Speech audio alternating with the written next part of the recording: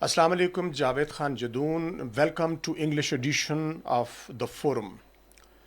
Today we are going to discuss the Operation Sindoor and the military and civilian leadership's divide on the conflict, the 4-day conflict India fought with Pakistan, and the blunt acknowledgement made by the Indian military leadership about the systemic failures and the obsolete weapon systems they were going to use against Pakistan.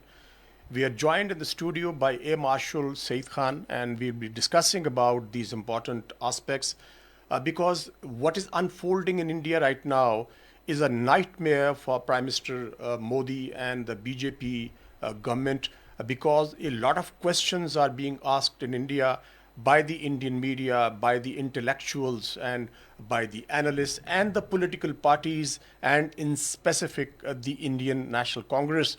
Rahul Gandhi has made a mockery of Prime Minister Modi's decision making, and now the PM Modi is also being strongly criticized by his own support base, the right wing RSS, Sangh Parivar, and Hindutva brigades, because the kind of humiliation India suffered in the 4-day conflict was not imagined by anyone in India, let alone by any global defense expert or the observers.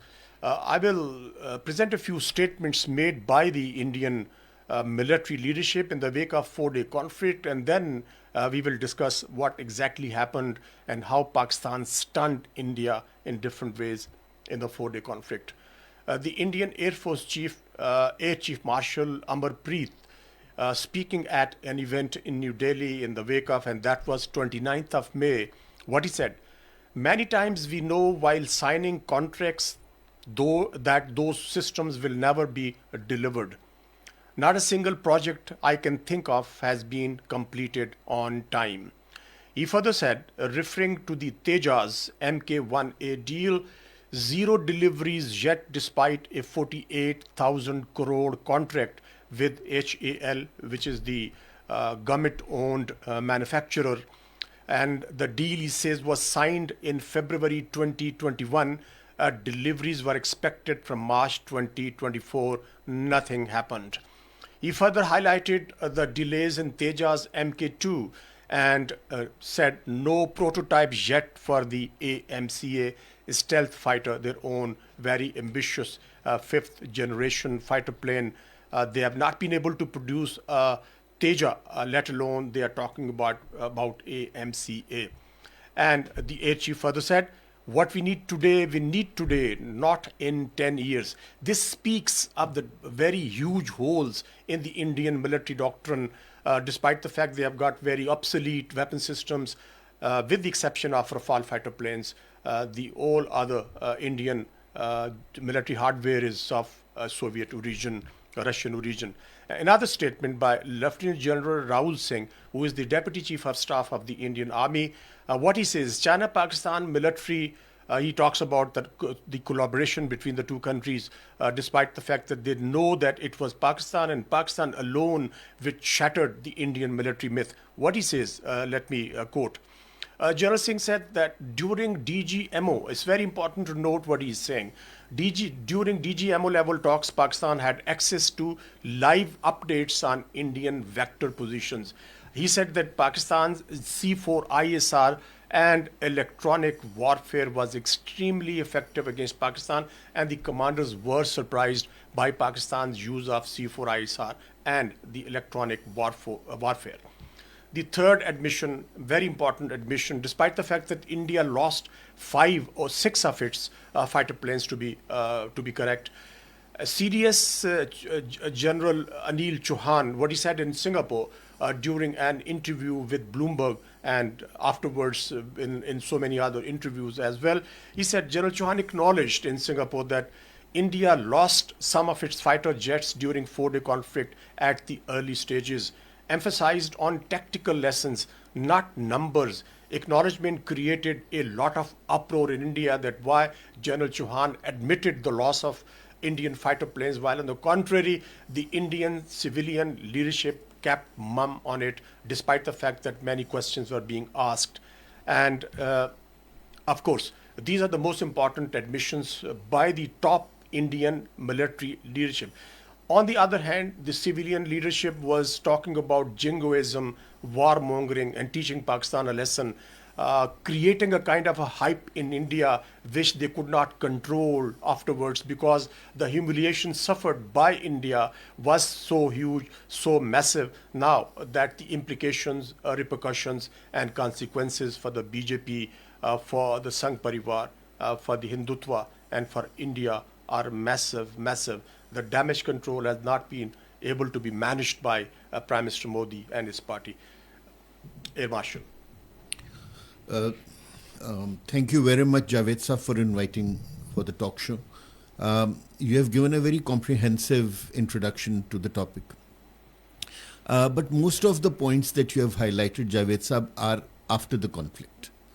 And these were actually admissions of defeat by the various senior leadership in the military of India. But if you kindly look at the statements that were given by senior leadership of both Army and the Air Force before the conflict, is also very eye-opening. I would refer to the statement given by the Corps Commander of Kashmir from the India Army, and he said that it is a complete failure of the Indians for not to be able to arrest those people who came from Pakistan and those who went back to Pakistan. One. Number two, he said that our movements in Kashmir are closely monitored by Pakistan, and probably this is not the time to be going into war with Pakistan. Similarly, the Vice Chief of the Air Force also said the same thing. If you remember, after 2019, Prime Minister Modi boasted that if we had Rafales, we would have taught Pakistan a lesson. And they received the Rafales in 2022-23. But this is too less a time to fully train your force on the new weapon systems that are coming in. They have a big task at hand. If I look as a aviator, they are shifting from Russian technology to the Western technology. Now, this is a huge jump, for the pilots to convert from one system to another system. It takes minimum 2 to 3 years if the OEM is the same. Let's say I was flying a Chinese weapon system. I go to another Chinese weapon system before I can be fully, I can be taken as a full-fledged fighter pilot on the new weapon system. It would take minimum 2 to 3 years. What to talk of weapon systems which come from different OEMs? And we all know that, yes, there is a lot of technological difference between the Russian weapon systems and the Western weapon systems. And Rafale is a flagship project of European technology. Yes, sir, it's a top-ranking European fighter plane. So, let's say he was very clear, the Vice Chief was very clear in saying that the Indian Air Force has yet not fully, converted onto the Rafales, used them, practiced them, trained on them to be going into war with them. But Marshal, see, the most important admission made by, you're absolutely right that weapon systems getting from different sources and no ecosystem, no data linkages, they really exposed Indian military doctrine in this 4-day conflict. And their weakness. But the most important admission made by the CDS, the Indian CDS, Chief of Defense Staff in Singapore, in the same interview with Bloomberg, was that the Air Force remained grounded for 48 hours. That's a huge, huge embarrassment for a country which projects itself as a regional military power and a power that can be used against Chinese containment in Indo-Pacific region. Isn't it a massive embarrassment that A's superiority vanished? And I absolutely agree with you. It is not only an embarrassment, it also shows that how naive they were to understand Pakistan. Because why were the... Probably, as you pointed out, the difference of opinion between the military leadership and the And the civilians. political leadership. Isn't it correct to say that the war was imposed on the military. by the civilian Yes. leadership, despite the fact they knew the shortcomings? And that is the reason why, after the conflict, the military leadership is again confessing to whatever has happened during the conflict. Coming open now. Yes, because they, they also have a respect to save in India. They are, of course, they're a professional army and air force. And definitely, they command a certain degree of respect among the Indian diaspora, and this is what is hurting them also, that the people who looked up to them are now feeling let down by them, and that is why we see an outburst of statements from the senior military leadership actually defending themselves. What the Air Chief said was the indictment of the civilian leadership, that nothing happens, contracts are signed, and not a single weapon system is delivered. I said it's a very bold statement. It's a very strong critique of the You see, today's I fully agree with you, and because the weapon systems, once are delivered, have to be delivered in totality. For example, let's say Rafale is just an aircraft. It is as good as bad as the avionics, electronics, and the weapons it carries. So when France has to give, has to put Rafale into combat, it has to be a fully capable Rafale. Now, if we look at the various things that India has done, the Mika missile, which was the number one missile with the French, the best version was not with India. And the Meteor as well. Yes, and the Meteor too. So they were not there.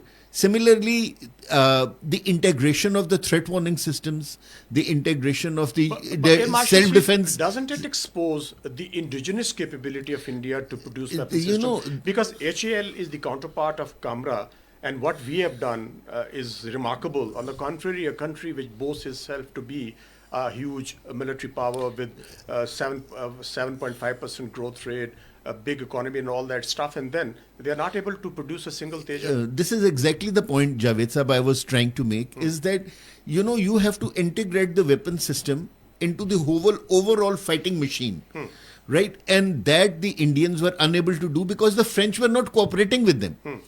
Because they wanted to maintain their own, the gimmicks of... what happened to their Make in India initiative? It was all for the optics and all for the public to be proud of India, to be able to produce weapon systems? No, Javed Sahab, it's not. It is this thing like that. If I have to, understand something from you, which you have produced, I have to have its, guide paper with me.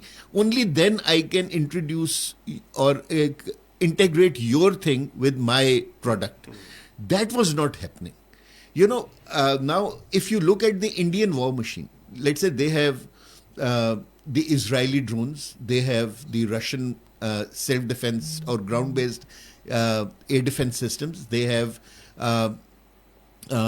Russian aircraft, and now they want to integrate a French system into it. Now, if you want all the systems to be talking to each other so that the input of these systems are available to the commander to make some decisions, you need a data link. Now, that data link is the thing that you are trying to point out is a local system. And that is what shows your shows your prowess into your indigenization. And I think this is where Pakistan excelled with them, right? We also had the same problems, but over the years we had understood that thing and we were working on it. And once we put our war machine into the war, it worked perfectly well. The Chinese weapon systems, the French weapon system, the American weapon system, they were all... Marshal Saeed, let me quote one of the very eminent Indian defense commentator and the editor of the Force magazine, Praveen Soni. What he said was, admission coming from a person like him from India is of a huge value for Pakistan. He said that their fighter planes trained insanely while using these weapon systems like J-10C, and on the contrary, Indian Air Force was not able to provide the same kind of rigorous modern warfare training to their own pilots. So I think apart from the machine, the difference made in this 4-day conflict was the Were man the sitting on the people, machine as yes. well. Yes, the man-machine interface of Pakistan was far superior. And that is why in our previous talks which we have done with you, we have said that Pakistan Air Force takes a lot of credit in this thing, that we are one of the most well-trained air forces in the world. And we put our pilots, our air defense controllers through very rigorous training, and that training, takes them out like, you take out pure gold after burning it through. There is one point I would really like to bring to your attention, and that is that the confidence, when you talked of Tejas, that was exactly the time when we started with the JF-17 program. And Alhamdulillah, today we have gone into the Block 3 model, and recently at the Air Tattoo 2025, we have shown our capability of flying it directly from Pakistan to UK, which is almost something like 3,000 kilometers. We have done 2 air-to-air refuelings into it, right? So which shows that, Pakistan has gone, we have produced an aircraft which can be matched with any aircraft in the world. In May 2025, the same JF-17 with PL-15 showed its capability as a very potent fighter weapon system. Now, where we are now, in the league of those countries which are producing top-of-the-line fighter planes, HAL on the other side is nowhere close to bringing Teja in comparison to the JF-17. Okay, but let me take you back to the Indian landscape where we saw a kind of fissures between the political leadership and the military leadership. We have talked about the kind of admissions they made. I think I appreciate that these admissions coming from professional soldiers, and they had no reservations as far as these admissions were concerned. But let us see what happened as far as the civilian leadership is concerned. Isn't it correct to say that the kind of a hype Prime Minister Modi built before, as you said, is important to understand how this conflict was started? False flag operation in Pahalgam, then threatening Pakistan, putting all the blame without proof, and so on and so forth. Fast forward, and then the attack takes place on Pakistan, mainland Pakistan, civilian targets hit. Won't you agree that the kind of a hype Prime Minister Modi created among the Indian people in general, and the Sangh Parivar in particular, because that is the main support base of the BJP, and the ideologue party is the RSS organization, Prime Minister Modi absolutely believed that his armed forces have the capability to teach Pakistan a lesson. Otherwise, he wouldn't have gone into, despite the fact that you pointed out that the military leadership had certain differences over the strategy, the doctrine, and the weapon systems availability they had. But PM Modi went all the way whole hog, and then launched an attack against Pakistan. So there was no convergence of views between the two. It is the byproduct of Hindutva, Pakistan haters, Muslim haters, and on the other side, the professional armed forces of India, which believe that they can't take upon Pakistan in these circumstances. So that was the outcome of the Indian Sangh Parivar jingoism and the belief that they are able to teach Pakistan a lesson. That was the difference of opinion between Javed sir, you are very rightly pointing out, and I think in very simple words we can say that Prime Minister Modi was a victim of his own rhetoric or delusions. Oh, okay. Right? We can make wonderful Bollywood movies and project whatever we want to project, but to start to believe in them at such a senior level, I think is not expected. As a Prime Minister, he should have been knowing the capabilities of the forces he was going to, pitch into the war. And as a good commander... But he was overwhelmed by the arrogance. Yes.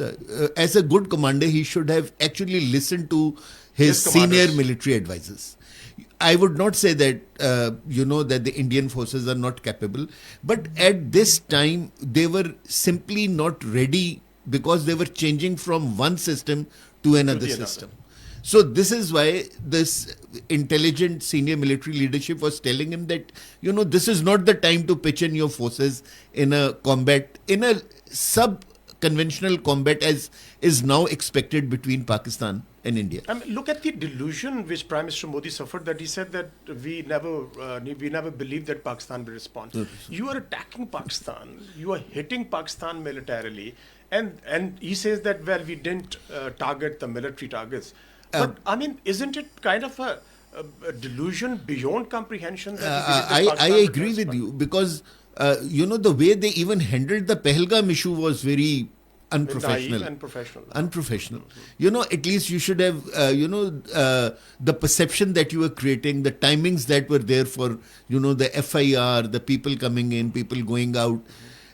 And after that, and actually what has happened in Pahalgam, Javed Saab, has actually started to affect in the other areas of India recently. And I'm sure you are very well conversant what has happened in Manipur, what has happened in Kashmir in the last 1 month or so. And now the people have now started questioning the BJP rhetoric of Hindutva, and what is the position of the minorities in the Indian governance system. I think the news that is filtering out of India is very disturbing for them, not for us, and shows that the people of the wherever there is a minority government, they are losing faith in the BJP central government. And this gimmick of Hindutva, which actually played very well for the BJP in the first 10 years of Modi rule, is actually backfiring now, because the RSS over there, which is the mother body of BJP, does not want to lose the Muslim vote, which is so very essential for them to win the next elections. To think that BJP can win the next elections without the Muslim vote would be, I think, again, delusional, borrowing the word from you, right? And the way they have disgraced the Chief Minister of Kashmir just, 2 weeks back, exactly, that is very, unprofessional, and does not bring Kashmir into the mainstream of Indian politics. Asking the Chief Minister to leave the conference room because they want to discuss the security situation of Kashmir shows that how much the federal government does not trust the provincial government of Kashmir. So these are not good signs. Similarly, the killings of the minorities that has happened in Manipur when you said that Pahalgam was handled very prematurely, and probably it was by design that the blame was put on Pakistan. But look at what happened when Indian occupied Kashmir's police issued sketches of the 4 suspects immediately after the attack took place, and then the blame was put on Pakistan. And then the investigation was taken over by the NIA, the National Investigation Agency of India. They say, well, these are not the people who were involved in the attack. Here is a set of another people, they were involved. And even today, there's not a single person arrested, not a single evidence produced or track leading to the suspects. Isn't it amazing that now the questions are being asked by the Indian opposition, by the Indian intellectuals and commentators? Where are those suspects? Where have they disappeared? In a very heavily militarized region, that is Pahalgam, this simply evaporated from the face of the earth. Absolutely, you're right, Javed Saab, because these questions were asked by the international, heavyweights like America, France, and England. And once India failed to provide anything, they took their support back from India on the Pahalgam issue. And they did not at any stage blame Pakistan as a complicit in this one. Slowly and gradually, in 2 months' time, the people of India have also started to, believe what the world was actually aware of, and that was that this was a false flag operation by the Indians themselves.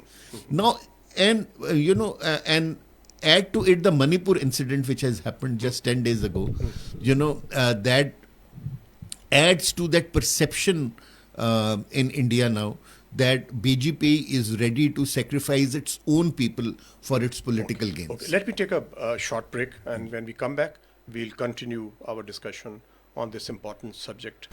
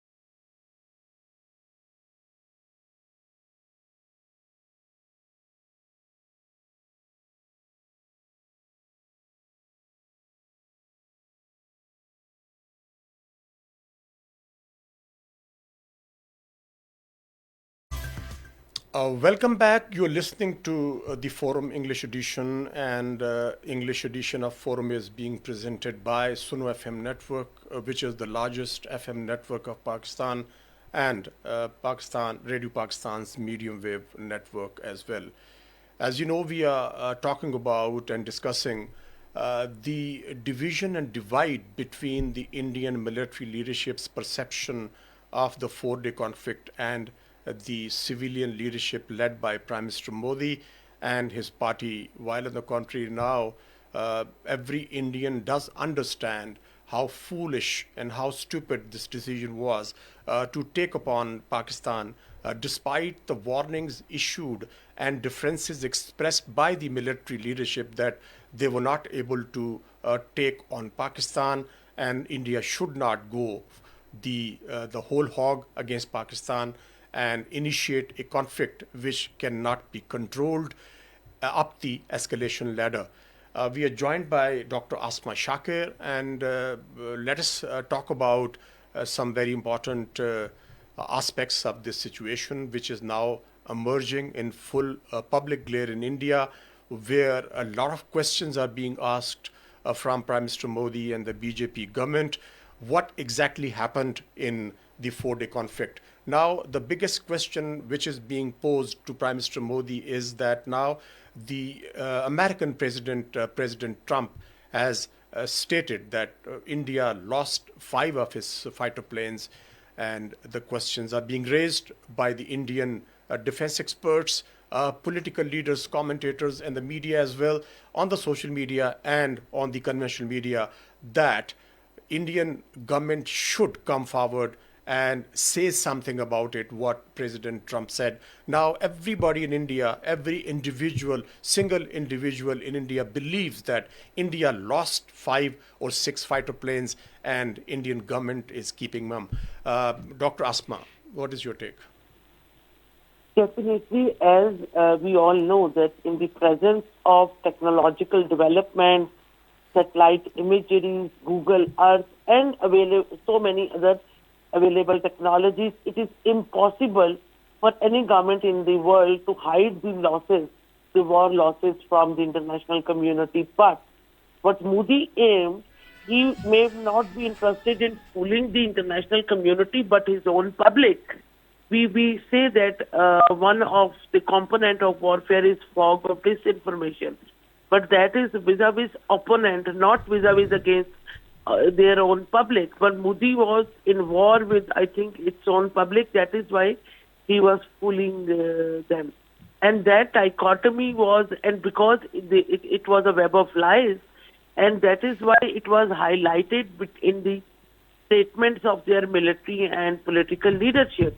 But that was, I believe, as a student of strategic studies, that this policy of blatant lies and building a whole perception on the basis of those fake claims only brought strategic embarrassment and a strategic bluff for India. India has lost credibility in international media as well, because whatever the Indian political government would state, the international media and governments would double check it in future. So this is really, I would say, humiliating at the part of Modi regime if they feel it. Now, but Dr. Asma, even Prime Minister Modi's own support base and the BJP's mother organization, RSS, and the other Sangh Parivar parties are expressing a lot of reservations and probably the belief that Prime Minister Modi is expendable now since he has not been able to deliver. He caused a huge embarrassment and humiliation to India, which is a country of 1.42 billion people, which has a defense expenditure, a defense budget of $86 billion. The country which acquires weapon systems from different sources, including the USA, France, Israel, and of course, Britain and and Russia as well. So a country which spent so much amount on defense procurement was not able to win the conflict against Pakistan. In fact, suffered a humiliating losses, six fighter planes lost in this 4-day conflict. Now, you believe that Prime Minister Modi can survive, will survive, given the kind of the uproar we see in India right now? You rightly pointed out, because I think Modi is afraid of this scenario.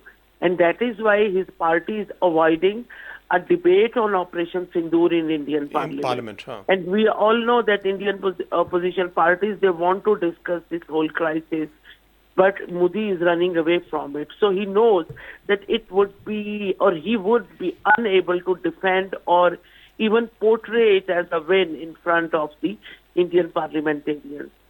But, if we see the Indian strategic culture believes in numerical superiority as a key to win a war. So whatever Modi regime decided in May, that was under the assumption that in terms of numerics, India is better than Pakistan if it is number of army or number of air force or any number. India is in a better position than Pakistan. But one thing what they ignored, that was the level of preparedness and tactical excellence. Because as Muslims, as Pakistanis, we don't believe in numerical superiority, but the tactical excellence and the passion for a just war to defend our motherland. So that idea of passion over or commitment to your motherland over the numerical superiority, that proved correct. And numerical superiority brought humiliation for India. So whatever Modi decided, I believe the May incident, that was only a reflection of thousands years old civilizational playbook Hindus own or Modi regime propagates. And if you remember, the Indian NSA, Mr. Ajit Doval, while addressing to a university students, he clearly stated that in May we avenged our ancestors from in this warlike situation with Pakistan. We avenged our ancestors. So just imagine a contemporary government working to avenge the ancestors for some assumptions they have, for some manipulations. Like it is unbelievable that in order to satisfy their misperceptions, they want to avenge their ancestors, and that is why they use the false flag operation to launch a war between the two nuclear states. So they brought the current generations at the harm of nuclear holocaust. So that mindset is actually a threat for international community and for the regional peace and security. And that is where Indian political regime and military leadership, they they were unable to match their notes and look on one page, because Indian military officials on some international and national forums, they accepted that there were losses, though they were afraid of telling about the numbers to the Indian public, because international community already knows it. It is only Indian public which has doubts about the numbers, but they refuse to accept that how many what is the actual numerical reality of the losses. But Indian military was, Dr. Asma, I think, more Dr. Asma, professional. I mean, Yeah. it is not only Pakistan or Pakistan's defense experts who are talking about the kind of drubbing India received and how Pakistan shattered their military myth. The questions are being asked and raised by eminent Indian defense experts as well. And I would like to take you back to Pahalgam. When the Pahalgam took place, in the wake of Pahalgam incident, there was an interview conducted by Karan Thapar, and the interview was Arijit Singh Dulat, the former chief of the Indian intelligence agency RAW. He admitted that there is a disconnect because you deal with, you are an expert on the Kashmir affairs, in particular the occupied Jammu and Kashmir. What Dulat pointed out was that there was a disconnect between the people of occupied Kashmir and the administration, particularly after the abrogation of Articles 370 and 35A. He said that it was a security failure on part of the Indian and the occupied Jammu and Kashmir administration to stop if they claim that it was an infiltration, traveled more than 100 kilometers and reached Pahalgam. So the questions are being raised by some very serious people in India about Prime Minister's ability to bring the truth out and tell the nation what exactly happened in Pahalgam and even the 4-day conflict with Pakistan. Yeah, Mr. S.K. Dullat's statement is more important because he was advisor of Mr. Atal Bihari Vajpayee on Kashmir affairs. He was the raw chief in Indian occupied Kashmir. And not only him, but there are so many other scholars, including Paraveen Sawain, who are continuously stating that Pahalgam is a security failure and Modi regime is answerable to Indian public that why this happened. And then Mr. S.K. Dullat, in another statement before Pahalgam even, he commented that the Modi's policies have created a mess in Indian occupied Kashmir. So this situation and Modi's accountability for the bad governance, and here I would like to add that in this Indian occupied Kashmir is an occupied territory under illegal Indian colonial rule. So there cannot be a connection between the occupant and the slaves. So if there is no connection between the government and people, that is understandable, because how they can connect with the illegal colonial occupant who have enslaved them for last 78 years. But yes, Modi's claims that everything has been normalized in Kashmir after 5th August 2019's action of abrogation of Article 370, the militancy is on decline, the violence is controlled in occupied Kashmir, and then Pahalgam happens. And then Modi's whole bubble of normalcy bursts away.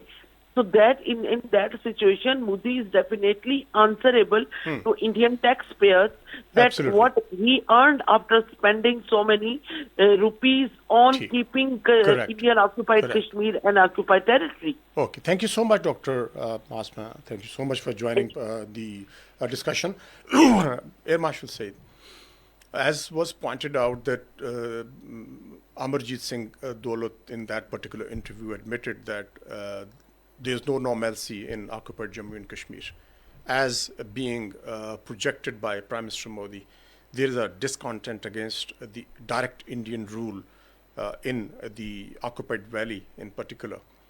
He pointed out that there's a disconnect between the people and the administration. The people are not siding with the police or security forces. Rather, they are absolutely firm on their stand that they will oppose Indian subjugation. I mean, not in these words, but this is what exactly he meant.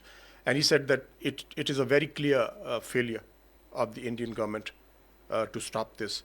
It raises so many questions coming from the person like A.S. Dulad that, I mean, even the question he raises is whether the attack was genuine or not. Absolutely. Now, with every passing day, Javed sir, this is becoming clearer and clearer to the Indian people as well as to the international,